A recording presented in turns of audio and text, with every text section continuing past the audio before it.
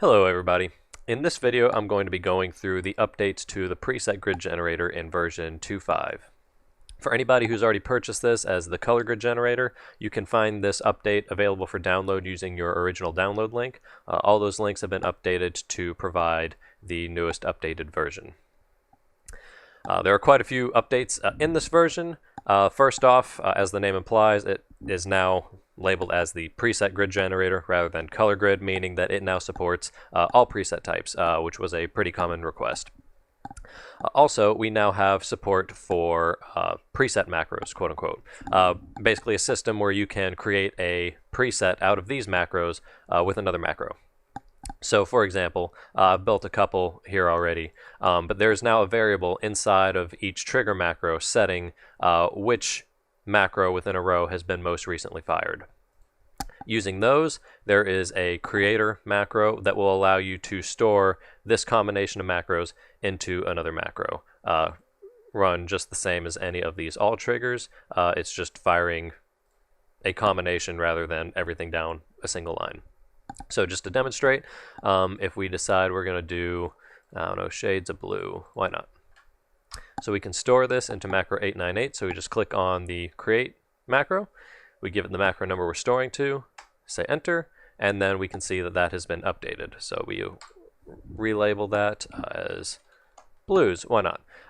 So there's our new preset, so now we can fire between any of these presets as a starting point, basically to have a color queue, more or less, stored in the form of a macro, so that if you are wanting to, and I'm just going to keep saying color because that's the primary target of this, if you've got some color cues that you want to build, you can set them up to be fired through here, basically using the visual feedback of this system, so that you're not using this in combination with separate color executors, which would at that point invalidate the visual feedback on this. So this allows it to kind of come together into a more cohesive system and prevent you from having to hit, in this case, 7 different macros to load a new set of colors onto your stage. You want to go to red and orange, click red and orange. You want to go to your blues, click on that.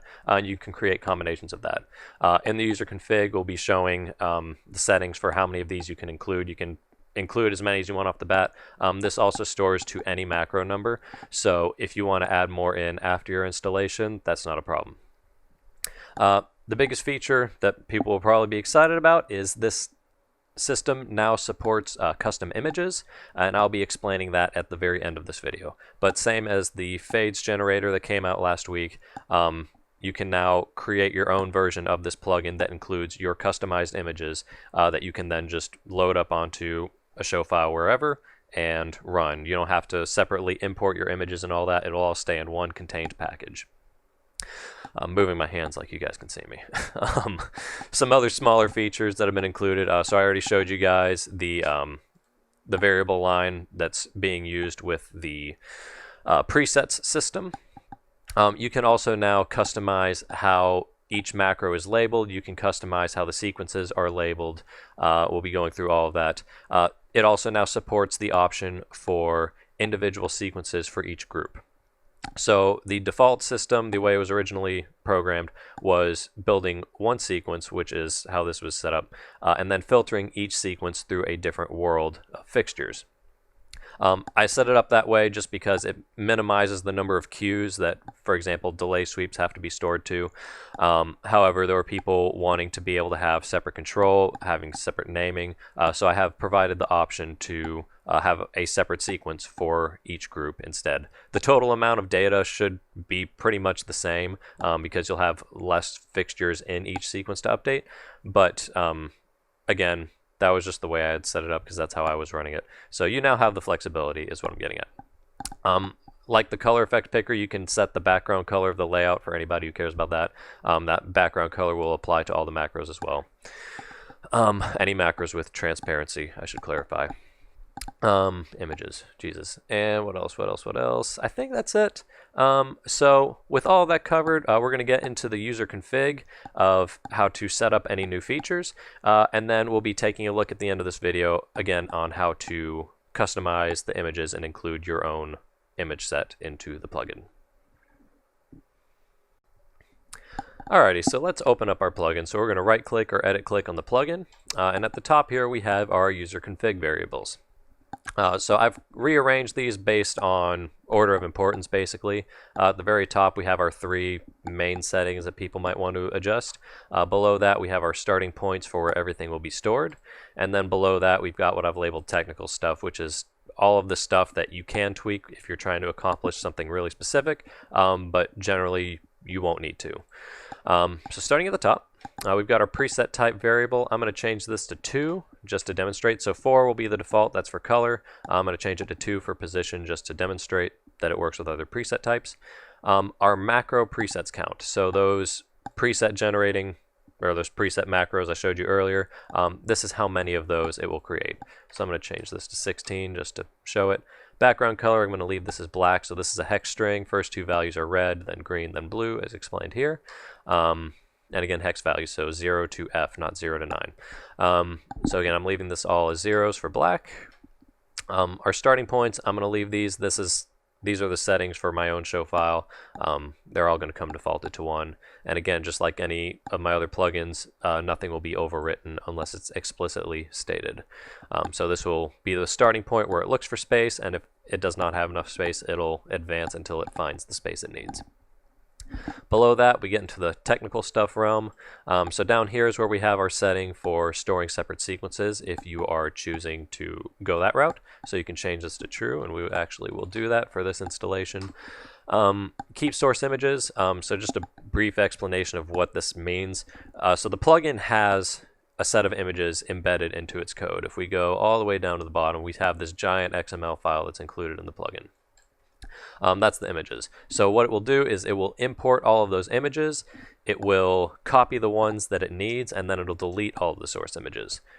This is just if you are trying to hold on to those images to work with them for whatever reason. Only set it to true if you're trying to do that, otherwise you're going to start importing a lot of extra crap that's just going to take up space in your show file.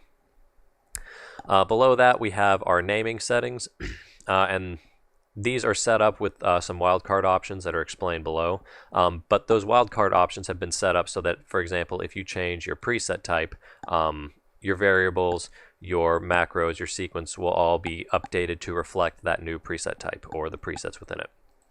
So if you're interested in playing around with that for any specific needs that you have, you can dig through those, but again, the defaults will work even as you change settings up here. No changes up here should require changes down here.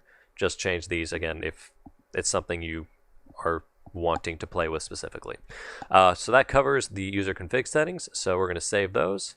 We're going to check our system monitor. We don't have any red text, so we didn't put any syntax errors in, and we're going to run the plugin with these settings. So we're going to go, before I run it, I'm actually going to check so we're going to go with these position presets. I'm just going to give it 30 through 37. I don't have any preset images loaded in, but I'm just going to be demonstrating for the sake of the new preset types. So we're going to verify our user config settings. It will verify which preset type we are using now, and if you enter an invalid number in, it will let you know. So we're going to say OK. It's going to ask for group numbers. In my file, it's going to be 482 through 488. Hit enter again, and then we can see it's reflecting the new preset type. So what do we say, 31 through 37? All right, and anytime you enter a range, it will let you know however many presets it found in that range. So we'll say OK, hit enter again. It's going to ask us to link images. Obviously, colors don't really go with images, so we're just going to put whatever in here. We'll see it run. Which executor page? We'll say 152, executor 101. It'll install everything, and then it'll let you know which layout it's stored to. So we're looking at layout 5 here. So if I switch over to layout 5, we can see our new grid created. We can see also on page 152 that we have, that it has installed separate sequences for each executor. So looking at the sequence numbers, we can see that these are all different, as well as the names are different, which wouldn't be possible with the same sequence. So that's how this is running now. If we fire all of our first queue, we can see these all go into our first position. All of our naming has been set up reflecting the presets. our background matches. I'm trying to think of any other settings that we adjusted, but we have everything set up here as per our user config settings. Trying to think real quick if there's anything that I have left out, but I think we're good here. And just to demonstrate that these new generated presets work, I'm going to store it in 973. Great, and now if we fire an all row, we can fire that macro back and we get our diagonal row again. Again, obviously this will be better set up for if you are using custom images, if you're going to use different preset types, but that's the general overview of what all it will be allowing you to do now. So in the next part of the video, we're going to be going through setting up your own customized images to use with some of these different preset types, or just to use with colors if you've got your own custom color images. Alrighty, so let's start looking at the process of implementing custom images into this plugin. Unlike the fades layout generator, in this one, the order of the images will matter and the naming of them will not. So before we get started, let's take a look at how we've arranged these. So I've only got 26 out of this set. They were for an old plugin idea that didn't happen. So I've only got 26 here, so I'm going to use the first 26 out of my solid group and the first 26 out of my arrows group. Basically, I'm going to be making these into the off images, and I'm going to be using these as the on images. One thing to be aware of is that while the naming of the setup does not matter, it has been set up to specifically ignore any prefixes that start with a letter, 2 numbers, and I can expand that to be any amount of numbers, and an underscore. And the reason I've set it up that way, first off, this is actually what it turns it into for the plugin to use. But when I'm generating the plugins, I'll organize them this way in a folder just so they can all stay together in the order I want them to be in. So if you want to have a way to name them for use with these plugins, that would be the best way to do it. I use a prefix for whatever type of image, the number, underscore, and then the name. So the Builder plugin is set up to ignore that kind of a prefix and obtain the rest of the name as the actual name of the image. With that said, again, from there it's just order, so whatever order you put them in one set, make sure it's the same in the next set, and make sure you have the same number of images provided in each range. So if we go edit our plugin over here, oops. I'm going to right click on this, and we have 3 input fields for the images that we can use. So for arrow, I put 547 to 572. If we take a look, 547 to 572 gives us our first 26 images of that set.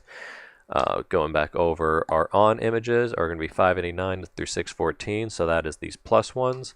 And then the off images, 505 to 530. Which will be this set. Again, I've made sure it's the same number of images in each set. The plugin does handle empty spaces without any issues. Sorry, it just does not allow for mismatched total number of images, and it will give you an error if you try to use a mismatched number of images. So with all of that said, we are going to run this with those settings. Sorry, there was one more setting. Plugin slot, it's just where it's going to start looking for space to store that plugin. I'm just going to leave it defaulted to 1. So we can run our plugin here. It'll ask for the plugin name. I'm going to call it, I don't know, PlusGrid. And then it'll confirm with us that it has found the same number of images in each range, as well as the image range that we provided to it. And then it'll tell us what the final name of the plugin is going to be, including the version number of the build. So if we say OK, we will see our new plugin generated. And if we run this plugin, so I'm just going to run it on default settings. Give it my usual groups. Give it presets. Oops. Color presets 1 through 5. And then when it takes us to the screen, we can see that it has replaced our on images with these pluses. So it has successfully brought those images in. I'm just going to give it 1, 2, 3, 4, 5.